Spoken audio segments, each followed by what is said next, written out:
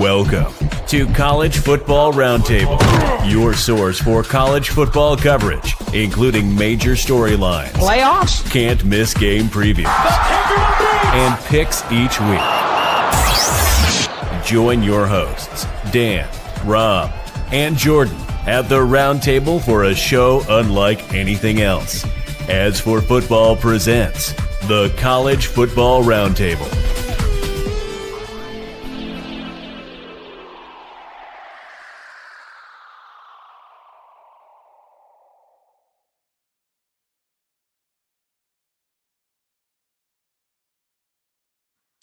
Welcome back. It's week 11. Holy smokes. We only have a few more weeks left in the season. It has gone by incredibly fast, just as 2025 has as well. How is it possible that Clemson and Miami are taking notes on who could lose to an unranked team more embarrassingly? And if you didn't watch the evening games, I think you really missed out on some quality football contests. There were some great ones late on Saturday, but you got to love college football. Keep in mind, tonight is the first announcement of the playoff bracket, so you're going to see it'll be interesting. I know Joe will cover it in the top 10, but you'll see that a lot of teams were locked in place. Unless there was a significant win or loss, they did not move, and I think that was by design because we knew that the first college football playoff announcement was coming out this week. Yeah, that was by design because it's never happened before. I've never gone 1 through 7, no change. Yeah, for sure. They did it this week. Yeah, for sure. What's up, Trash Talkers? Welcome back to the College Football Roundtable. Or if you prefer, you can call it Ring Knocker Radio. I'm your host, Rob, the Angry Colonel in Fayetteville, North Carolina. Got Dano Ikebesa calling to you out of coastal Connecticut, and Triggered Joe from the home of the Big House. We will start with Joe, over to Dan, and then I will wrap. What did you guys watch this weekend, and how was your week so far? Oh, solid week, and I started my day with Vandy at Texas. That game did not disappoint. It's too bad for Vandy, man. They just dug themselves too big of a hole on the road. You can't go down 24 at Texas and win. But Diego Pavia did his damnedest to bring them back. He ended up having 365 and 3 with 50 on the ground and another touchdown. And then also Georgia and Florida was a crazy game that looked like Florida was about ready to pull off the upset other than that 40-yard touchdown run at the end by Chauncey Brown. I don't think Georgia had the lead. But they got out of the swamp happily with a 4-point win. And then Michigan played at night, and I don't really understand the games where they played mid-level opponents at night. But underwhelming, beating Purdue 21-16. But it was a conference win.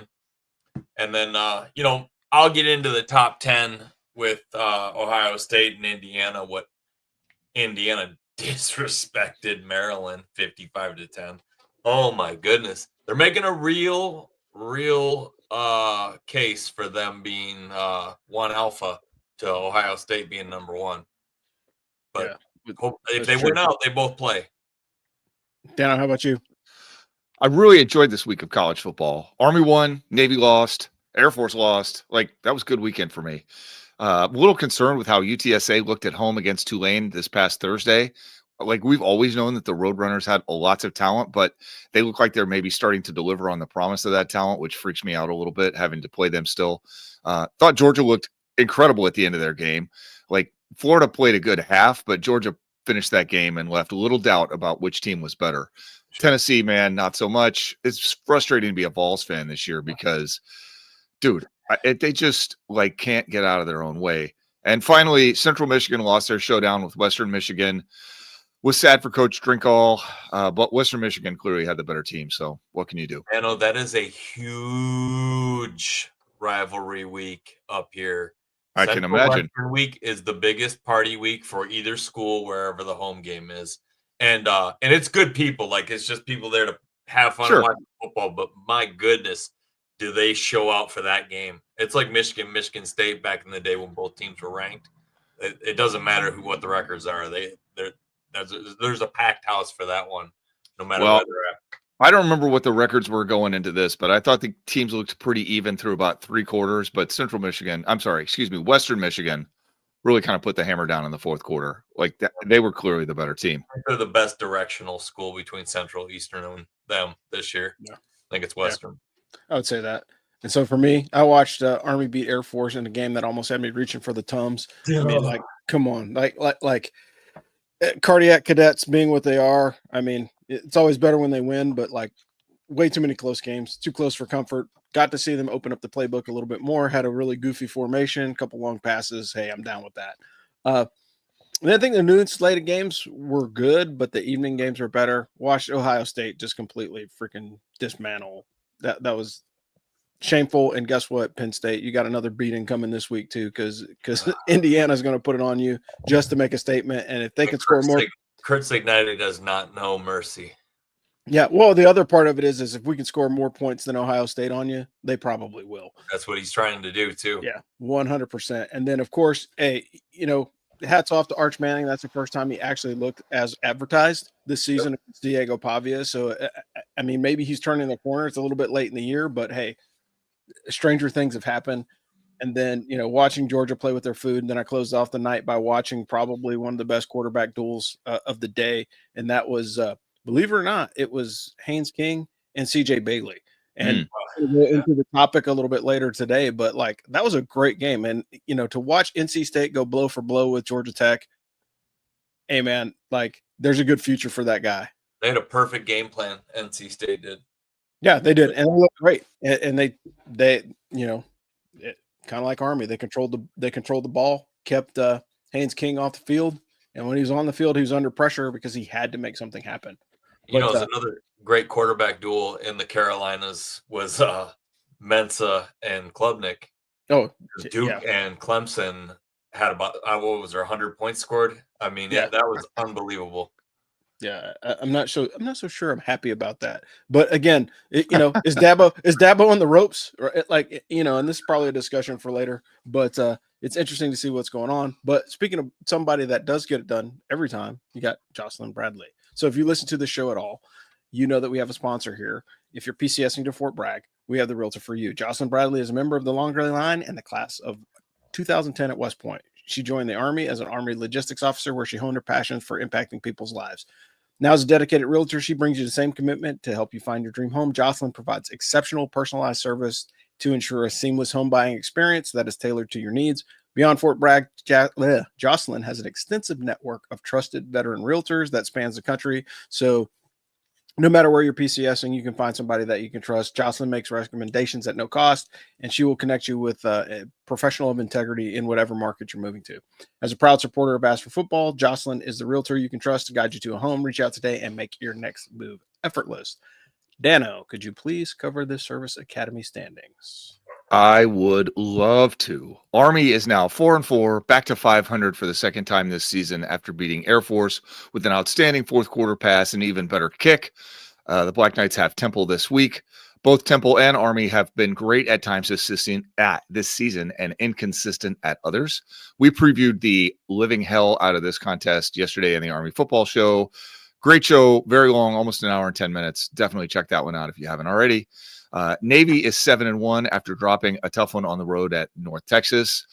Dude, I'll tell you what, North Texas defense was ready for that Navy offense. I don't think I've seen anybody else be that ready for that offense ever since it came out. The Mids are now staring down the barrel of a very tough November. They got to travel to Notre Dame this weekend, and then they take on USF and Memphis after that. Are they at Notre Dame this weekend or next weekend? It's this weekend. This weekend, okay. Yep. And Air Force is 2-6. Losing their second Commander-in-Chief's trophy game against Army 20-17. I had not realized that they'd lost 7 of the last 9 or whatever. That is wild. Zoomies now need to win 4 in a row to have a chance at making a bowl game. Rob says he doesn't think that's likely here in the outline, but I got to say, I do think they're going to make that. I really believe, based on last year, that they have a reasonable shot at that. So we'll see. Rob also says Army needs the Zoomies to build some wins for resume building. Yeah, I don't care, man. Let's just play for the CIC trophy. United States Coast Guard Academy is 7-1 after beating Salve, Regina 36-31. They travel to Springfield next week, and the Merchant Marine Academy remains 5-2 after a bye week. They prepare for Worcester Polytech Institute on Senior Day at Kings Point this weekend.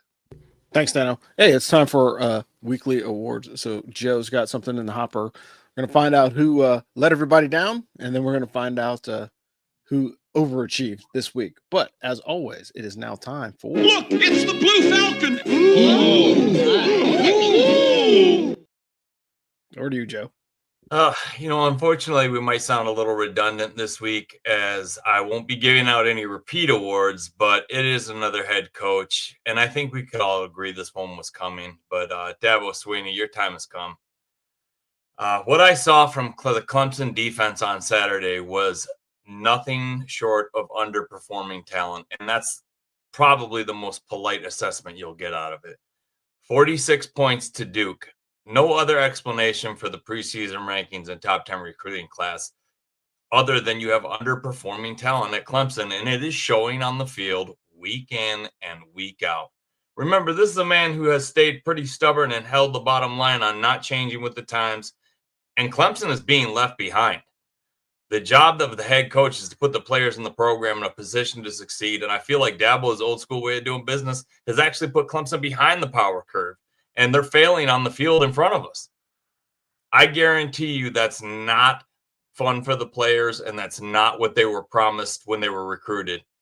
For those reasons, and another putrid Clemson season we're watching unfold, Dabo Swinney, you got to be this week's Blue Falcon. Yeah, I think that's interesting. They were. Yeah, and then the other part of it is he comes out on social media and tries to defend it. Like, what is there to defend? Like, you lost. I refuse to change with the times. Like, Yeah. Okay, great. How's that helping anyone? Yeah, Exactly. Well, when that transfer portal works against them, he's going to have to change with the times to get some new players in. And I think it's just a matter of time before that switch gets thrown. It'll be interesting to see. But let's lighten the mood. Joe, let's bring in the Hold My Beer moment of the week. I drank the beer. Maybe I'm partial to kickers because I couldn't kick a field goal if my life depended on it, and I played football my whole life. And I respect the level of difficulty involved. Maybe it's the fact that I watched the post-game breakdown of the Oklahoma Sooners versus Tennessee Volunteers game, and all I heard were flowers for John Mateer, flowers for the defense, flowers for the run game, and that was about it. They don't mention that Oklahoma didn't sniff the red zone until damn near the fourth quarter. It was their kicker that kept them alive in this game. All right. I tell you that to tell you that once again, the kicker is getting a Hold My Beer moment in college football. This guy does things a little differently. When other kickers are worried about leg strength and accuracy, this guy was worried about where the equipment manager's office was on day one. I imagine the conversation went something like this. Hey, Slick, you take 10 inches off these pants? To which the manager probably replied, sure, but you won't be able to kick very well in them. To which he responded, hold my beer, watch this. In that moment, Tate Sexy Short Sandell was born, and he became the starting kicker for the Oklahoma Sooners. Where most kickers just remove the knee pads for an added advantage, this guy walks out to kick in shorts I wouldn't let my 10-year-old daughter leave the house in. I imagine he's just really proud of his legs, but if he doesn't get some NIL money from Legs, Pantyhose, or Nair, then I just stick with the regular pair of kicking football pants. The material you're giving your buddies on the golf course for a lifetime, when you walk out onto the field like you're about to cycle the Tour de France or jump serve on the beach, isn't worth whatever advantage you're getting. That being said, I will digress. That hurts me, Joe. Come on now. It's just a style moment. And he hit the kick? Dude, let my man show off his legs. I'm about to give him his flowers. That being said, I will digress because any man that can walk out onto a football field like Neyland with 100,000 people rooting against you in a nationally televised game wearing those short shorts and a pair of 55-yarders, left-footed too, so it looks weird. Another pair from 51 and 40 while going 3 of 3 to lead his team to victory. Not only deserves this week Hold My Beer moment, it deserves one on the house. So Tate Sandell, the Oklahoma Sooners, the Hold My Beer moment is yours, my friend. Yeah, that was awesome. Thanks, Joe. That was the guy, I imagine he nicknames his left leg Thundermaker, and that thing, it just fires line drive piss missiles right down the middle. That one from 55 was in the back of it was 10 yards past the goalpost. So I was like, all right, kid, you're going to see the 68-yarder that guy from the Jags hit this week? Little. Yeah. And his name is, I believe it's Little is his last name. It's nuts, man. Kicking is the next like big thing in football, I think. Yeah, it's got to be. Something's got to change. I got to give the Los Angeles Chargers the result or the award for best named kicker because they actually have a guy named Cameron Dicker, the kicker. There you go. His last name is Cameron Dicker, the kicker. That's great alliteration. Great alliteration. All right. Speaking of alliteration, hey, we're going to bust into the top 10 this week. And it's kind of weird. Like we said earlier, the preview at the beginning of the show, things have been locked pretty tight. And that's probably because in about 2 hours, you're going to get the first rundown of the actual college football playoff bracket. But Joe, over to you. Same team at number 1, Ohio State, no change. And you're going to hear no change a lot. Of course, it's the Buckeyes. It's been the Buckeyes all season long. They made light work of Penn State on Saturday, 38-14. The Buckeyes traveled to Purdue on Saturday where they're going to be 30-point favorites. Number 2 is the Indiana Hoosiers, and they definitely are making a case for themselves as the best team in the country after a disrespectful 55-10 beating they gave to Maryland on their home field. If Indiana and Ohio State finish undefeated, it will be the greatest thing that's ever happened to the Indianapolis hotel and Airbnb sectors because it will be Indiana playing Ohio State in Indianapolis and the entire state will be there. Not that I want to see Ohio State win out, and you guys both know why. But Indiana travels to Penn State on Saturday, and they are 15.5-point favorites. Number 3, we got the Texas A&M Aggies. They were off on Saturday, but traveled to Mizzou this Saturday, where they are 6.5-point favorites, and that is a sneaky good game there. Ahmad Hardy from Mizzou might get the Doak Walker Award this year, so they can play. At number 4, we got Bama. Bama was also off on Saturday, but they host LSU this Saturday, where they're going to be 9.5-point favorites, and I see a beating coming from a Bama team to a low morale LSU Tigers team, but there's no love lost in this rivalry. I hate Bama's schedule now because it should be a bunch of killers to end the season, but they've got LSU and Auburn, and they're both just dumpster fires. They had such a killer month, that one gauntlet they ran where I said, man, if they can come out of this with 1 loss or undefeated, they're going to be scary at the end. Yeah, and here we are. Yeah, but and we got the Bulldogs of Georgia coming in at number 5. No change for them there. They went into the swamp and got a very hard-fought victory from a Florida team that gave them a real run for their money for 3 quarters. Georgia comes out on top 24-20. They travel to Mississippi State on Saturday where they are 7.5-point favorites. At number 6, we got the Oregon Ducks. They were also off on Saturday, as were 5 others in the top 10 this week, but they travel to Iowa on Saturday where they are 5.5-point favorites.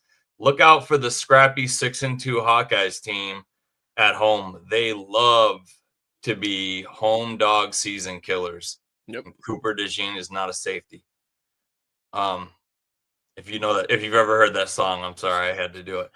At number 7, we got Ole Miss. No change for them either. It may not have been pretty, but the Rebels took care of business on Saturday with South Carolina as they come out 30-14 with the W. You might as well call it an off week for them as they have the Citadel coming to town, a game that Vegas thinks so much of that they won't even put a line out for it. At number 8, this is where it gets interesting. We got the BYU Cougars jumping up 2 spots. They were not satisfied with the dreaded number 10 spot, so they bounced up 2 on their week off. This may be the game of the week as BYU travels to Texas Tech on Saturday, where they are, and I cannot believe this line, 9.5-point underdogs. They're undefeated.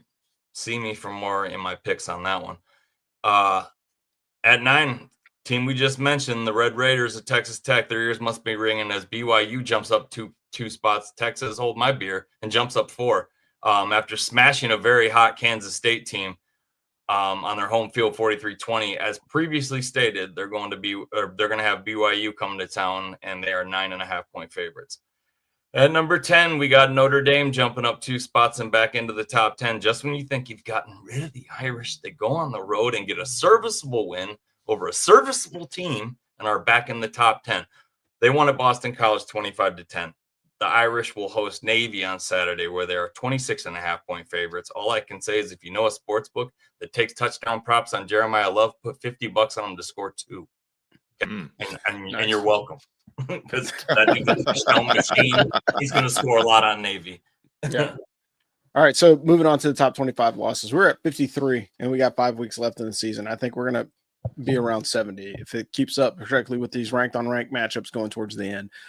Houston got smacked by West Virginia. Who saw that one coming? That was ugly, ugly loss.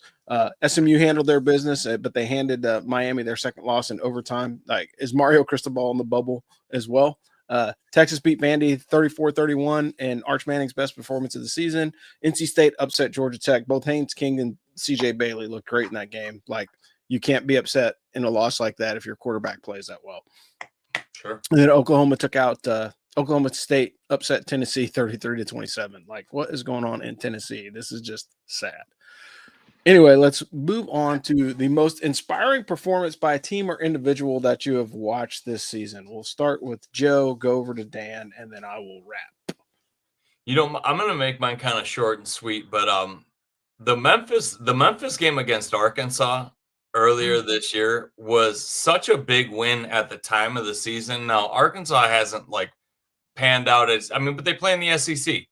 They were a really good team. That was a huge win for Memphis. And I remember coming on the show afterwards, and Omar was always a huge supporter of their quarterback. And it was a good thing. It was good to see him outduel a guy that was much more hyped than him. And then BYU going to Iowa State, and Bear Bachmeier, a true freshman, goes in there when they're road dogs, and led his team to a victory after 300 yards passing, 50 yards rushing, and the kid's 18 years old. So I don't know. Those are two that came to mind.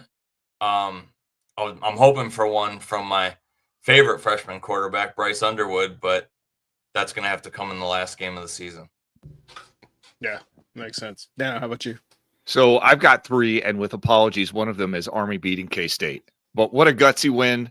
Come back from 13 points down to score, to win in the second half. I mean, just an unbelievable performance with a lot of crazy things going right. And I mean, no matter what else happens this year, in all reality, Army fans, we will always have K-State. Also, Georgia Tech beating Clemson. That was an amazing game. I realize that Clemson has become something of a dumpster fire, and we've been, busting on them for 20 minutes here, but at the time, that win looked pretty amazing. And let me tell you, the Clemson Tigers looked pretty damn surprised to be getting beat too. And finally, USF beating Boise State and then Florida. Dude, the Bulls, holy smokes. That's a good football team, and they have been playing like it. So that's my 3. Thanks, Dan. For me, this is recency bias, of course, because I watched the game from start to finish, and I thought it was amazing. But if you look at Georgia Tech and NC State, man, if you look at CJ Bailey's numbers against them, right? 24 for 32, 340 yards passing, 2 TDs, no interceptions, 1 sack. And then you add the rushing yards to it as well. As a rusher, Bailey freaking turned it on, and he made the plays that he needed to, right? He had 34 yards rushings, but 6.8 yards per carry and 1 rushing TD. So the guy, accounted for 3 TDs in the game.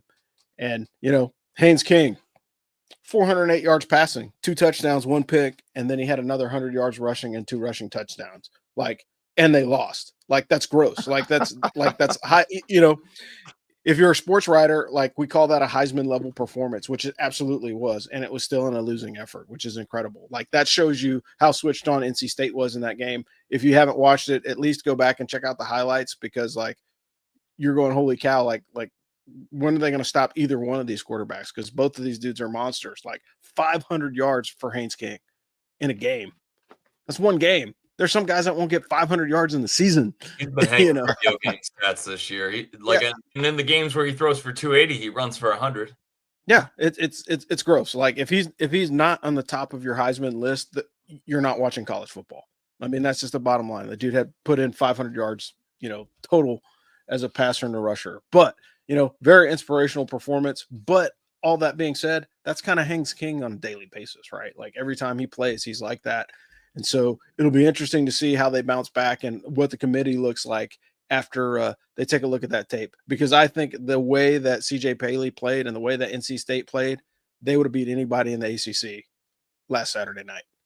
I think that Ohio State and Indiana are both going to make serious pushes for their quarterback to go. And the fact that they're not holding losses is going to get them the nod ahead of guys like, who's another guy who I think should go to New York. It's not going to go is Diego Pavia, but he's probably not going to go.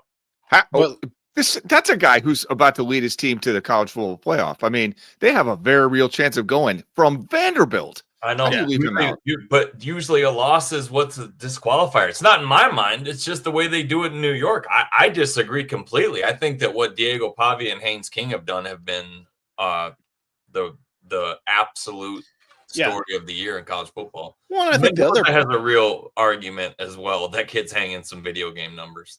Yeah, but the ultimate reality of it is the last part of it is ultimately this is like we know that college football has changed.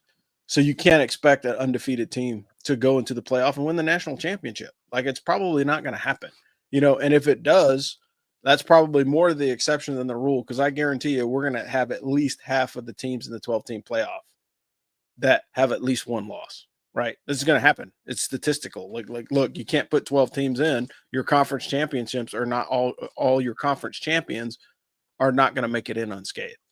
I know one team that did it, but there was only 4 teams that year. Yeah. Somebody did say Washington and Texas, or no, who was it? Who was it? Texas and Bama was what Colonel Rob said. Yeah. And I said Texas and Michigan. So we both got. We're 50-50. Yeah.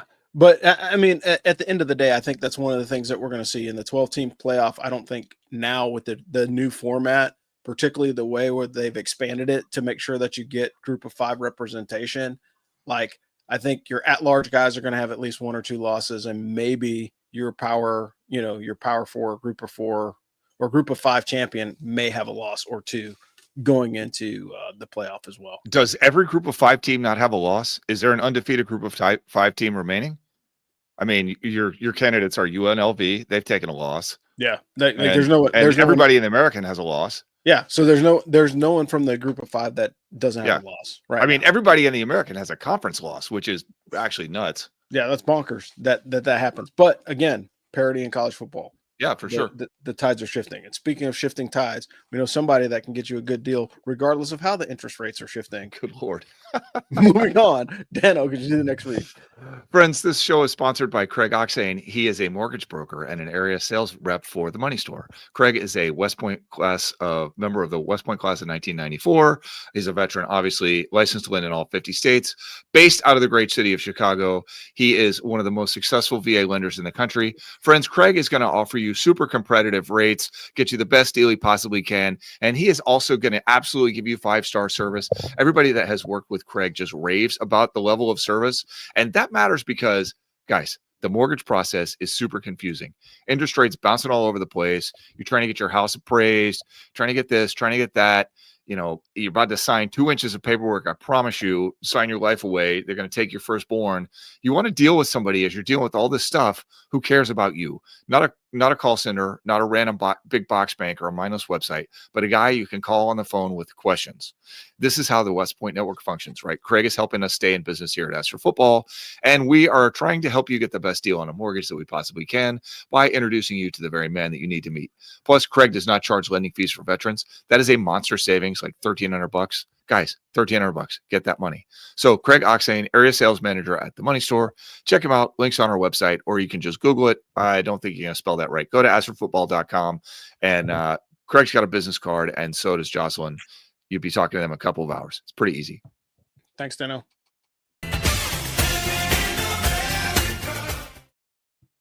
American games of the week to watch. All right, so we got Navy at Notre Dame, UTSA at USF, Tulane at Memphis, Temple at Army, UAB at Rice, and Charlotte at ECU. Which one of these contests, Dano, has got your eye this week? Every single one of them except Charlotte at ECU matters a lot to at least one of these teams. I mean, Navy at Notre Dame is obviously Navy's Super Bowl, right? UTSA at USF. UTSA needs that game to get bowl eligible. And, oh, by the way, they're getting hot right now. Tulane at Memphis might determine who gets home field. And, oh, by the way, the loser of that game is probably eliminated from the conference championship game, which is nuts. Temple at Army, obviously both teams badly need that for bowl eligibility. And UAB at Rice. Rice has got 4 wins. If they somehow take a loss to UAB, they are screwed. So every single one of those games is a big deal. Yeah, for sure. We got a bunch of high leverage contests this week in the American. So if you're not watching American football, again, like we said, everybody has at least one conference loss, and it's a pretty solid conference this year to watch. I think the football is pretty even, but you've seen some really good contests as well. So let's move on to the week 11 schedule. And hey, we got games tonight. So as you're watching the ticker come in from people voting, you can watch some football. So if you're depressed about the outcome of whatever election in your respective states, but you got UMass at Akron tonight, and then you got Miami of Ohio at Ohio. So you got Maction tonight, and then you've got your Conference USA weekday with Kent State, Ball State playing at 7 on Wednesday, and NIU at Toledo on Wednesday, November the 5th. Moving on to Thursday, you got UTSA at USF. That's a Friday night game. That's a weird one for the American. Thursday night. The Friday night game is Tulane at Memphis. Yeah, correction. Yeah, so you got Thursday night and Friday night in the American. You got Houston at USF. That should be an interesting game after that freaking loss that they just took. See if they can bounce back from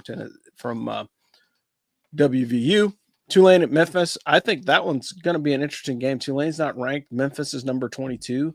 I think winner of that game is in the driver's seat for the American Conference champion. You got Northwestern against USC. That's actually shaping up to be a much better contest than everybody thought. Like, we thought, Northwestern was dead in the water after Pat Fitzgerald left a couple years ago, and they're actually rebuilding. They actually look 5-3.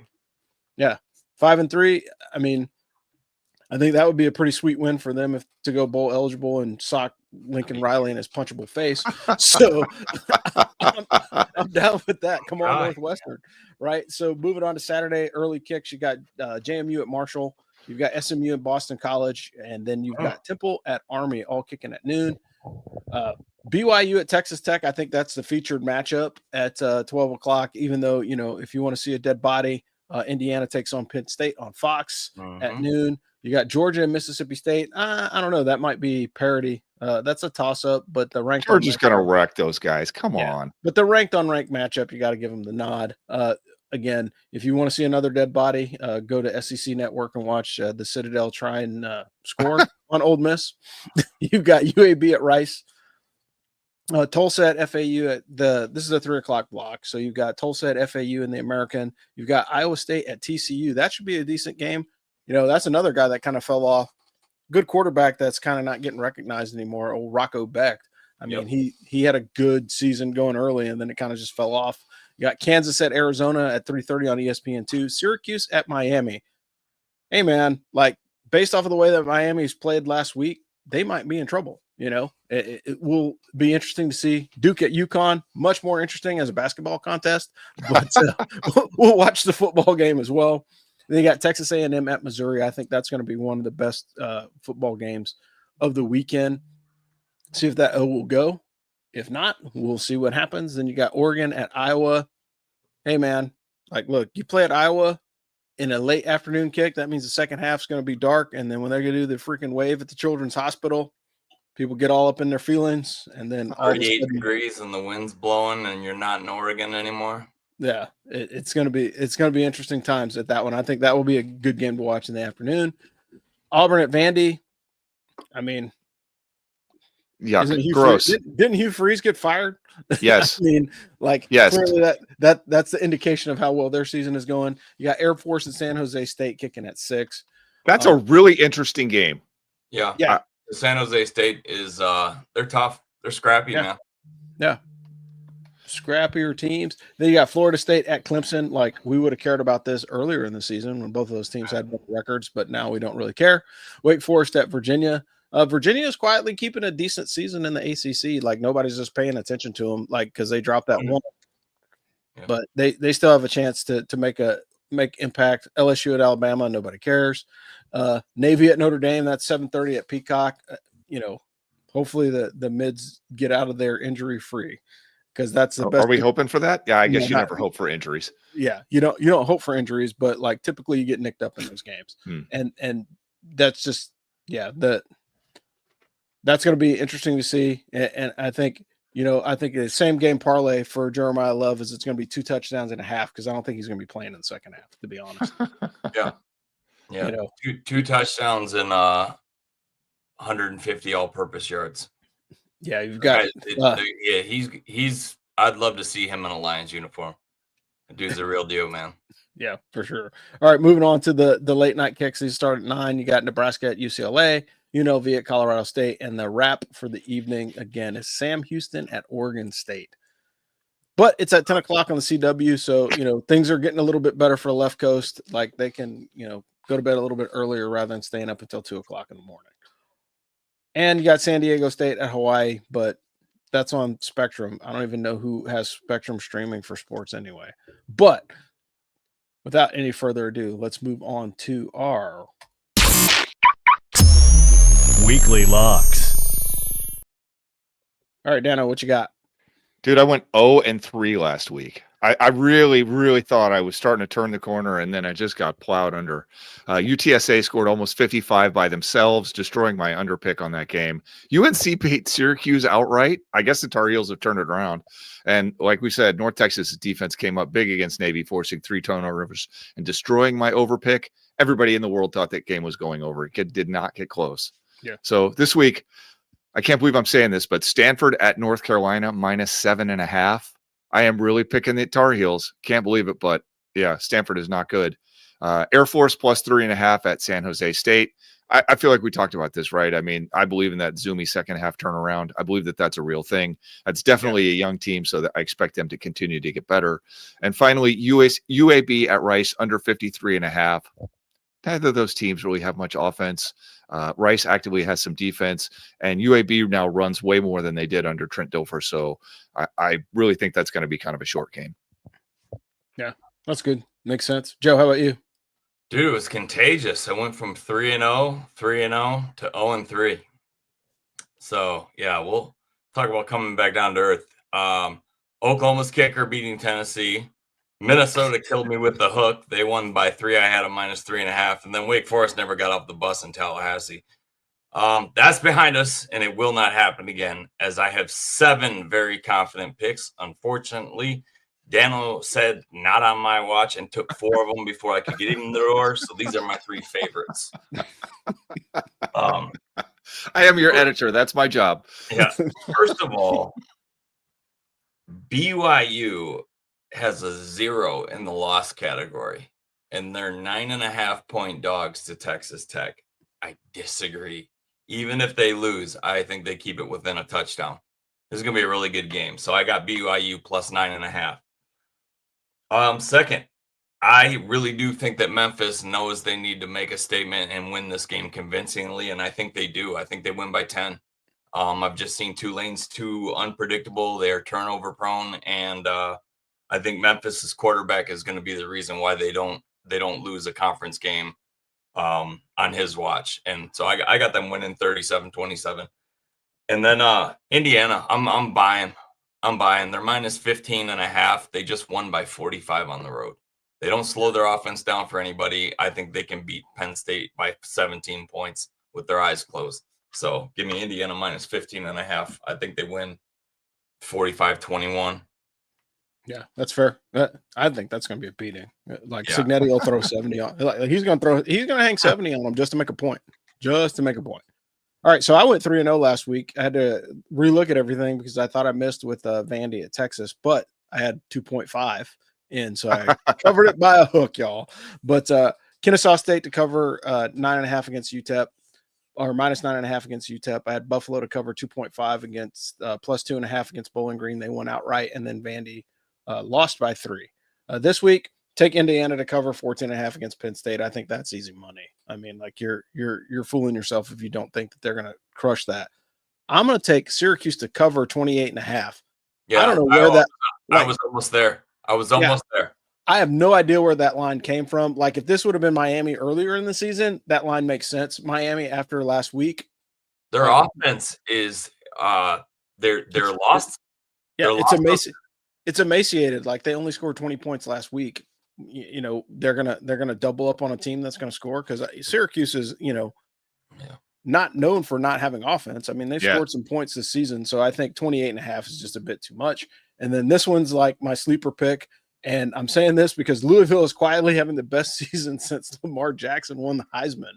But I don't think Cal is bad enough for them to lose by 19.5 points. Like, that's almost 20 points. Like, I think Louisville will get them. They'll beat them by 17. But Cal's got enough offense to kind of keep it close, So I'm going to take Cal to cover 19.5 against Louisville. But Louisville is a solid squad. Rob, I like what? all your picks better than mine. I don't know what to tell you. You know what's a good pick too that I think is a good sleeper pick is Iowa plus 6.5. Man, I keep seeing Michigan number 2 in the country going in there favored 28 and losing. I can see it like it happened yesterday, and they've done it to other teams. Dude, it's cold, not Oregon. Well, and the one game that you have to watch, and we'll see if they like make it interesting in the first half. It's now time for the spoiler makers to kick in. Like, we're week 10, so Purdue is they covered against Michigan last week, and if Iowa loses 28-24, they cover. Yeah, well, that's what I'm saying. So I'm just like, it's getting to the point now where you got to watch the season spoilers. Like, are people going to start picking up that moniker and try and just jack somebody up for the rest of the year? You can take somebody out and kind of dash their hopes to get into the playoff. And speaking of the playoff, we've got the first announcement of the college football playoff announcement, who's going to be in the top 12 in about an hour and a half. So make sure you get out of here. There's some college football games coming up. Hey, there's a great bunch of games this past weekend. Got games starting in about an hour. So get some dinner and sit down and enjoy some college football. I think the rest of the season is going to be wild. I mean, there's too many close teams, and the good ones are good. And the bad teams are not really – the bad teams are bad, but all the teams in the middle, like the top 12 and the last 12, don't watch those games. Watch the games for the people in the middle. Watch the middle 100. If you're watching the middle 100 of college football, I think you're going to enjoy whatever contest that you take the time to watch. Anything can happen. There's a lot of good teams. There's a few bad teams, and there's a lot of teams that are, Yeah, there's a lot of 5 and 4s and a lot of 6s, 6 and 3s, and those games typically turn out to be some of the more exciting ones, and they're on during the week. So, for the team here at the Ash for Football College Football Roundtable, I'm your host, Rob, the Angry Colonel in Fayetteville, North Carolina. We got Dano Ikebesa calling to you out of Coastal Connecticut, and Triggered Joe from the home of the Big House. Hey, we'll see you guys next week, and as always, beat Temple. Beat them. Thanks for joining us on the Ask for Football College Football Roundtable. Special thanks to our sponsor, Jocelyn Bradley Real Estate. If you're buying or selling, reach out to Jocelyn for expert service. If you enjoyed the show, please consider supporting us on Patreon at patreon.com/askforfootball. Your support will help keep the lights on and bring in more great content. Plus, you'll get access to exclusive perks and behind-the-scenes extras. Thanks for being a part of the Ask for Football community. Go Army, beat Navy, and we'll catch you guys next week.